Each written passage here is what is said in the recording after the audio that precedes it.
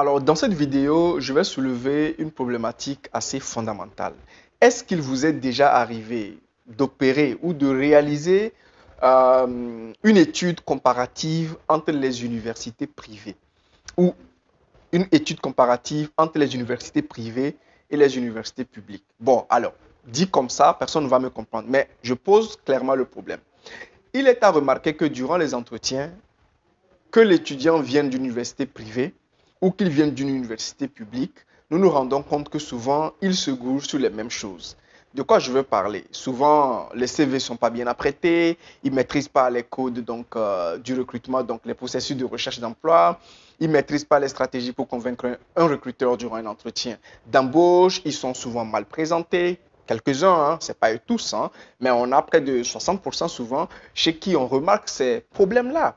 Ils arrivent, ils ne sont pas très bien préparés, ils arrivent, ils ne sont pas très au parfum, même pour le domaine d'études qu'ils ont étudié, ils ne sont pas très au courant hein, des enjeux de la filière ou du domaine par rapport au poste qu'ils sont en train de postuler. Il y a quand même beaucoup de problématiques. Ils s'y prennent mal durant les entretiens, ils n'ont pas les bonnes approches de réponse aux questions. Bon, clairement, ce que nous voulons dire, c'est que des étudiants arrivent durant les recrutements, durant les entretiens, et on se rend compte que c'est vraiment un fiasco. Et là, une petite étude a permis de comprendre que il n'y a vraiment pas de différence. Hein. Ils sont les mêmes, hein, que ce soit des étudiants qui viennent des universités publiques, que ce soit des étudiants qui viennent des universités privées, c'est le même résultat. Bon, à 90% des cas. Et là, je viens poser la question ici, est-ce que l'université ou le centre de formation ou l'école professionnelle agit vraiment aujourd'hui? Est-ce que ça apporte vraiment de la valeur? Et là, j'ai un conseil à apporter simplement aux parents. Parce que si à la fin d'un cursus licence, master, l'on paye très cher dans une université privée pour que l'enfant sorte pour avoir un même niveau qu'un étudiant d'une université publique. Bon, je ne dis pas que dans les universités publiques, la formation n'est pas de haut de gamme. Hein. Non, bon, nos États font ce qu'ils peuvent. Les formations se font bien, les enfants, ils sont diplômés. Bon, mais après, j'imagine aussi que quand un parent paye énormément pour une université privée, c'est qu'il veut un résultat. Mais bon, on se rend compte que le résultat, forcément en matière de qualité psychologique, professionnelle, de préparation, de compétences, n'y est pas, quoi. Donc, à un moment, on peut quand même s'amener voilà, à se conseiller aussi sur deux ou trois choses. Donc, ce que je voudrais dire simplement, c'est que lorsque vous prenez un étudiant qui fait une licence dans une université publique, 3 ans de licence, il a dépensé au maximum pour les frais de scolarité 150 000. Il dit au maximum. Moi, j'ai fait l'expérience, c'est peut-être 28 000 francs pour une année de frais de scolarité. Fois 3, vous êtes à moins de 100 000. Donc, ça veut dire que c'est entre 100 et 150 000 francs. On peut même mettre à moins de 100 000. Alors, de l'autre côté, prenons un étudiant qui a fait une université privée. Alors, quand on regarde un peu les scolarités, je pense qu'on a... Bon, souvent, quand même, certains osent aller en dessous de 300 000. Mais bon, prenons 350 000 francs comme la moyenne. Pour 3 ans, une licence, ça fait 1,2 million investi. Bon, un étudiant, il finit. Après, il faut investir encore dans d'autres formations complémentaires. Sinon, il n'a pas d'emploi. Parce que oui, ce que les parents doivent comprendre aussi, c'est que l'université que votre enfant va faire, le diplôme qu'il va avoir ne lui garantit pas un emploi. Ce qui lui garantit essentiellement un emploi, c'est les formations qu'il fait après. C'est les stages, c'est les expériences qu'il a, c'est les conférences qu'il suit, c'est les mentorats qu'il a, c'est les expériences business mindset qui développent sa maturité relationnelle, professionnelle, psychologique et entrepreneuriale qui lui permettent effectivement de pouvoir être percutant, efficace face à un recruteur et rentrer facilement dans un emploi. Et la plupart du temps, quand ils ont fait une licence, c'est encore des gros bébés. Ça, excusez-moi de le dire, mais il y a des étudiants qui finissent des licences qui demeurent encore des gros bébés parce qu'ils n'ont pas encore l'expérience de la vie. Et souvent, c'est à travers des formations, quand ils vont rencontrer d'autres personnes, des professionnels, les coacher, leur parler, hein, qu'ils arrivent à avoir de l'expérience. Et si vous faites de la comptabilité, pour ne prendre que l'exemple de la comptabilité, vous allez voir qu'à la fin, l'école que vous avez faite en licence ne vous permet pas d'avoir des compétences pratiques. Vous avez quand même de la théorie à minima, mais les compétences pratiques, vous ne les avez pas.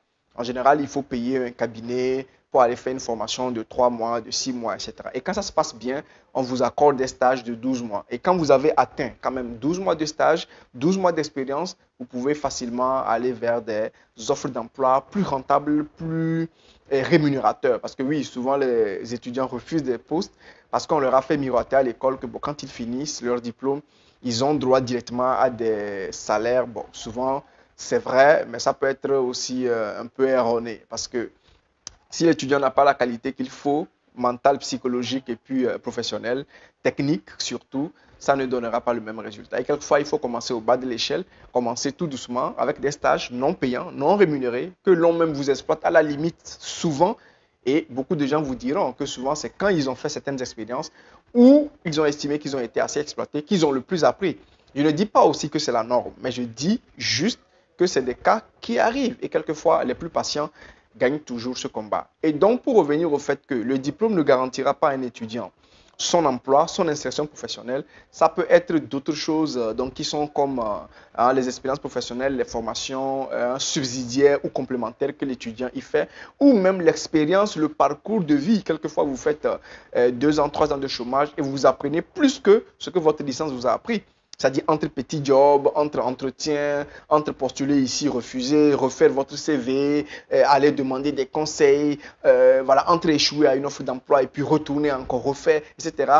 C'est là où les gens apprennent beaucoup. Et donc, il est clair de se dire la vérité que c'est après la licence souvent que beaucoup d'étudiants comprennent les enjeux même de l'employabilité et de la vie après l'université. Or, les universités devraient aussi voilà, avoir donc des espaces au cours desquels ils enseignent certainement à ces étudiants-là l'approche post-diplôme, post-parcours professionnel pour donc pouvoir avoir une approche technique, une approche professionnelle, une approche, je vais dire, concrète, réaliste, pragmatique, pratique, compte tenu donc des enjeux d'employabilité. Et donc, c'était donc pour poser le débat justement sur ce qu'il a de mieux à faire quand il faut voilà, envoyer les enfants faire une formation. La plupart des parents stressent souvent, stressent à la rentrée parce qu'on ne veut pas que l'enfant il perde du temps parce que s'il va dans une université publique, souvent on le dit, il va perdre du temps, c'est pas très efficace les formations, mais quelquefois ça peut être faux parce que beaucoup d'autres personnes passent par ces universités publiques et réussissent brillamment. Et donc, pour certains parents, ils se mettent naturellement la pression, ils courent partout, ils s'endettent, ils envoient les enfants dans les universités privées pour finir encore à la fin sans grand résultat. Donc, moi, ce que je propose, c'est que si vous êtes un parent et que vous êtes vraiment stressé, vous avez une tension financière, bah, envoyez votre enfant purement et simplement dans une université publique.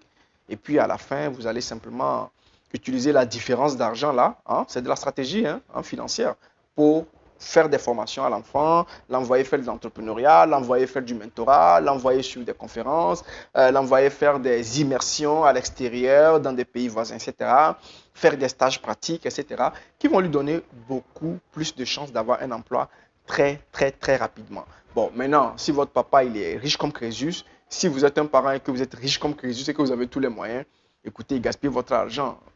Moi, mon problème, c'est votre argent, vous allez avoir le droit de le gaspiller. Parce que quelqu'un dirait, mais bon, allez, qui m'a branché? Mais oui, bon, on essaie de partager, ça pourra aider un ou deux parents, ça pourra aider aussi d'autres jeunes à comprendre. Et si vous êtes entrepreneur ou même un salarié et que vous avez eu votre bac, ça fait 10 ans, 30 ans, etc. Bon, 30 ans, c'est peut-être trop, 10, 20 ans. Quelquefois, sonder des pistes, vous pouvez trouver de très bonnes filières aujourd'hui nouvelles dans nos universités et faire une petite formation. Peut-être que vous aviez fait le droit. Aujourd'hui, vous pouvez faire une licence en économie parce que vous êtes passionné. Vous pouvez faire une licence voilà, en gestion, en comptabilité. Ça peut être très intéressant. Ou même d'aller vers d'autres formations qui peuvent vous permettre de diversifier vos compétences, vos connaissances, vos diplômes. Parce que c'est aussi une galère de vivre 30 ans avec une seule connaissance ou un seul domaine d'études. Ça peut être aussi une galère. Voilà. Donc, si vous êtes passionné comme moi d'études, de connaissances, moi, je suis consultant, donc je suis bien obligé de me cultiver tout le temps. Je suis bien obligé de prendre donc pas mal de formations, même si je dis que bon, les meilleures formations que je fais, c'est l'expérience que je fais avec mes clients, c'est voilà, les casse-têtes des entrepreneurs locaux que je suis obligé de résoudre tout le temps. C'est ce qui me consume fondamentalement. J'écris des documents, voilà, je fais pas mal de choses pour pouvoir certifier, capitaliser ces expériences-là dans des connaissances, dans des savoirs que je peux répercuter.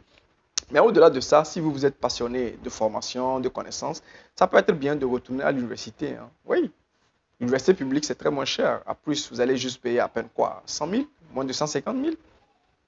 Voilà. Et puis, pour 3 ans, vous avez une licence. Après, c'est votre temps, votre énergie. Et puis, bon, un peu de motivation. Pour le reste, ça devrait bien se passer. Donc, petit conseil entre entrepreneurs, voilà, si ça fait longtemps que vous pensez que vous êtes vous faites du surplace, et puis pour 2024, les choses peuvent changer. Bon, c'est vrai que 2024, c'est mort, mais pour la rentrée 2024-2025, l'on peut se préparer et puis aller s'inscrire dans une filière à l'université, faire une filière, un peu de droit, voilà, pour mieux comprendre, surtout quand on est entrepreneur. Ça peut être intéressant de maîtriser un peu les codes juridiques, que ce soit le droit privé ou le droit public. Ça peut être intéressant.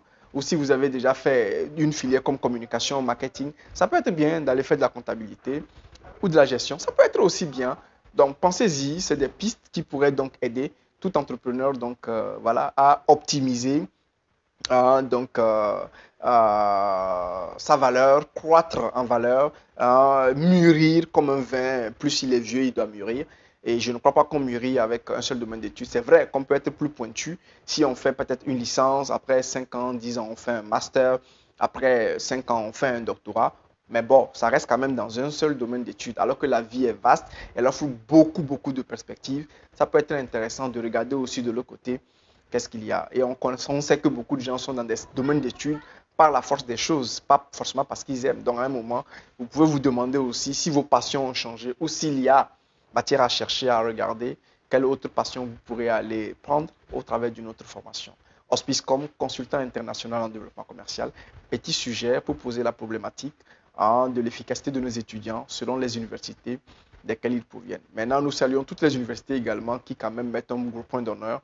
Je ne vais pas les citer, mais je pense quand même à certaines, 10% dans l'environnement de Lomé, qui s'acharnent quand même, se tuent à la tâche pour trouver des stages aux étudiants crédibles, hein, pas des stages fictifs, là, on sait aussi, hein, crédibles et même souvent des emplois garantis aux étudiants. Et donc, cela aide beaucoup les parents, cela aide la société et merci. Merci aussi au secteur privé qui recrute beaucoup. L'État ne peut pas tout faire, le secteur privé fait beaucoup. Merci aussi à tous les chefs d'entreprise qui permettent, à nous, à notre cabinet, de recruter chaque mois pas mal de profils voilà, pour eux. Ça aide beaucoup. Allez, au-delà de notre cabinet, c'est la société qui gagne. Hospicecom, ciao, ciao.